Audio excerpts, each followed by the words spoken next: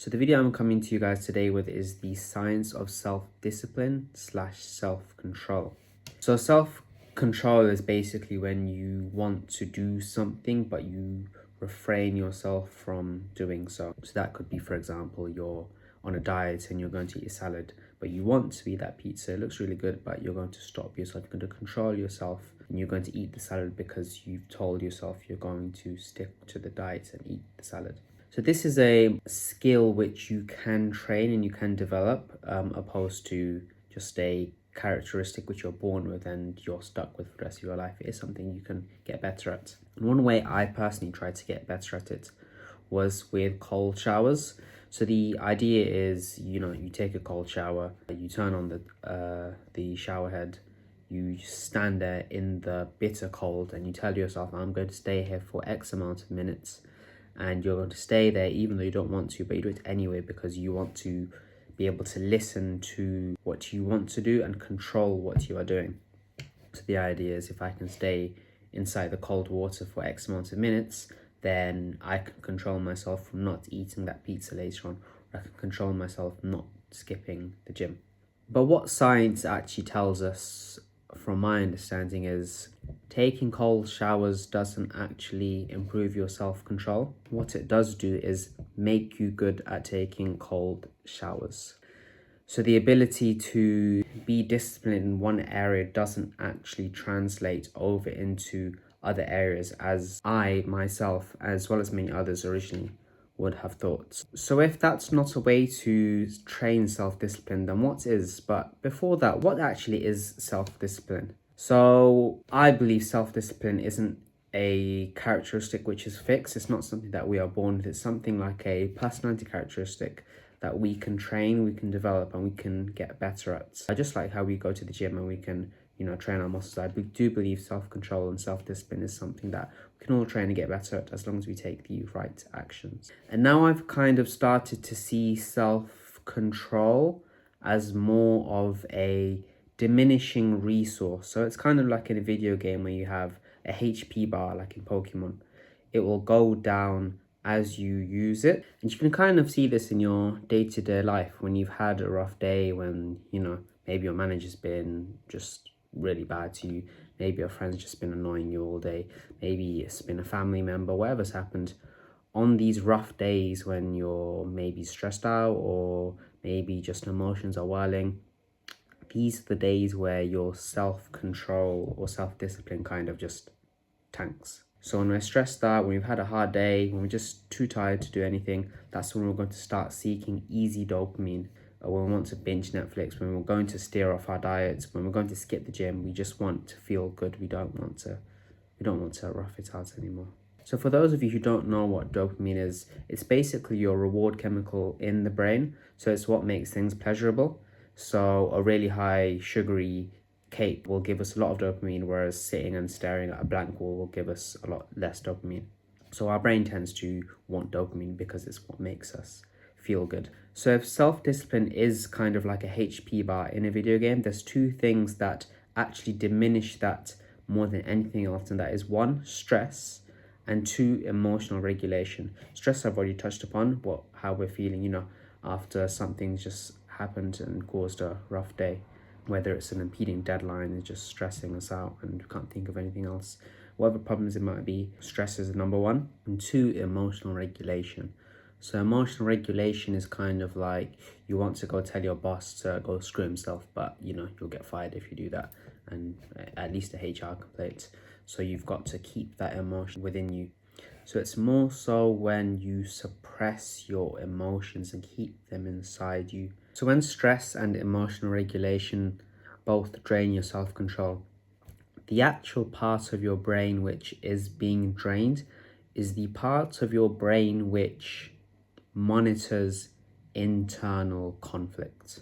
So if a reduction in the monitoring of internal conflict leads to a reduction in self-control, you can come to the conclusion that self-control is essentially your ability to monitor internal conflict. And this actually makes sense because we only have to monitor internal conflict when there is internal conflict. And when there is internal conflict, that is when we exert self-control. So for example, the internal conflict might be, if you take the diet into the example, I want to eat the pizza, but I should eat the salad. So there is a conflict between what I want to do, I want to eat the pizza, and what I should do, I should eat the salad. For example, with the gym, if you're tired and you can't be asked to go to the gym, but you should go to the gym, there is an internal conflict between what you want to do, I want to stay at home and be lazy and binge Netflix, and what you should do, go to the gym. So this actually gives us an idea of how self-control and monitoring internal conflict are actually linked, and this can give birth to the idea that when we stop monitoring our internal conflict, that is when we lose all self-control. So how does emotional regulation and stress actually tie into internal conflict monitoring? So we'll start with emotional regulation. Emotional regulation is when we suppress our emotions, when we suppress our internal conflict almost. So it's when we want to bring out a certain emotion, whether that's hatred, whether that's anger, whichever it is, but we refrain ourselves from it because you know that it's an emotion that shouldn't be expressed, or maybe there are outside consequences that will fall upon us if we should express this emotion. For example, if you hate your boss and you really just want to tell him to, screw himself, you won't do that because you want to keep a job. So you'll refrain yourself from bringing out that emotion. You'll suppress it inside of you. But the more we do this, the harder it kind of gets to keep that up. And what our brain does is shut off that part of ourselves that is monitoring internal conflict. And because the brain is shutting off that part of ourselves that is monitoring internal conflict, that is when we are more likely to lose our self-control.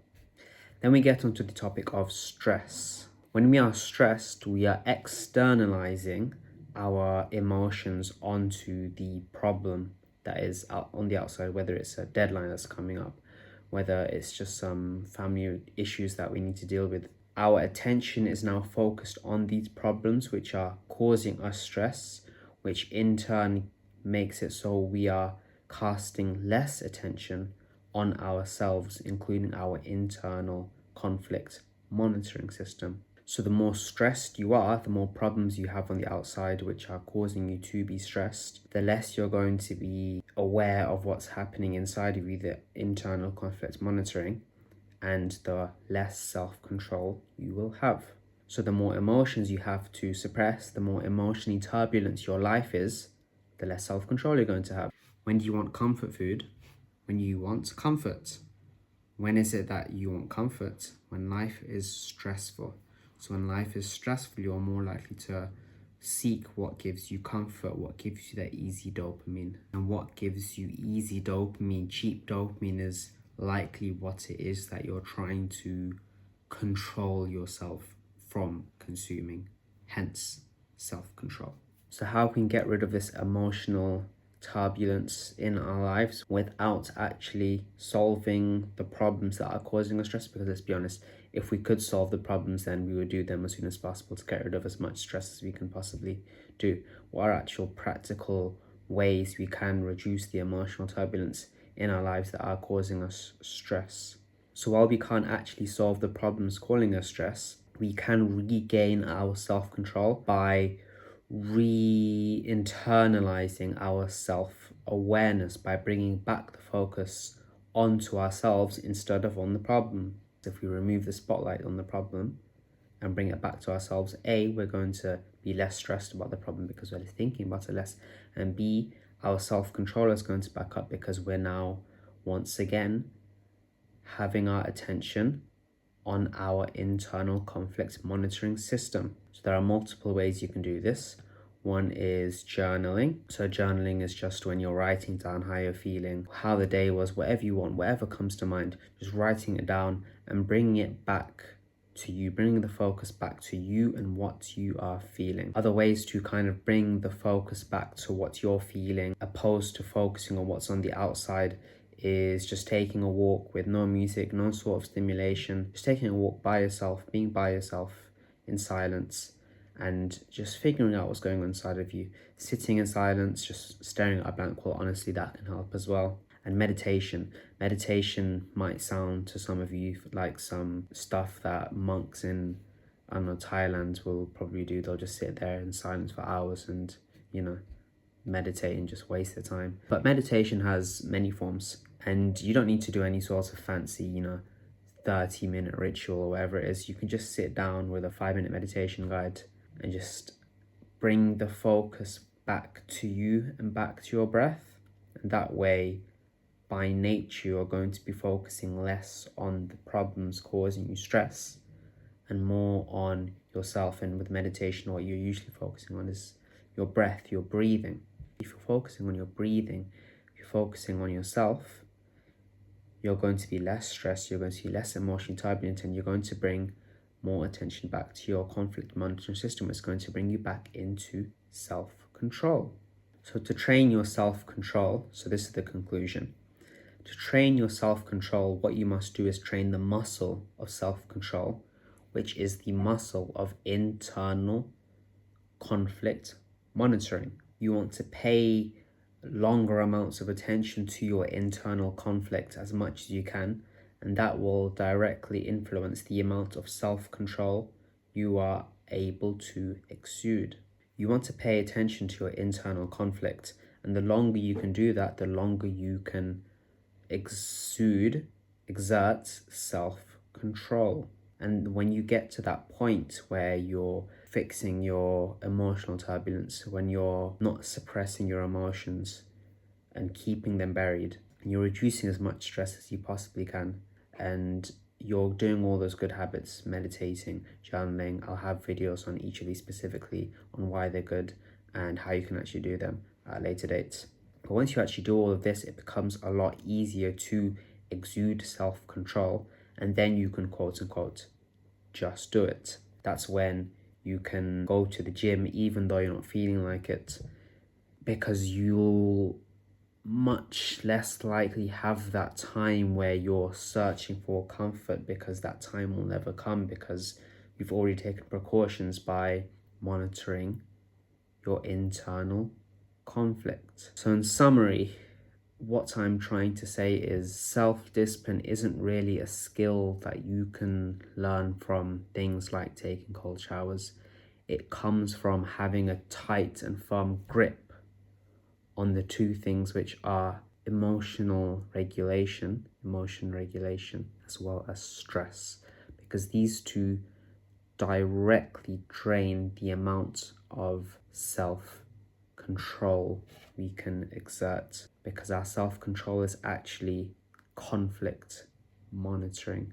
Because when we are exuding self-control, when we are utilizing the skill that we have, it's because there's something that we want to do versus something that we should do, and that is what causes internal conflict. And that is what we want to fix.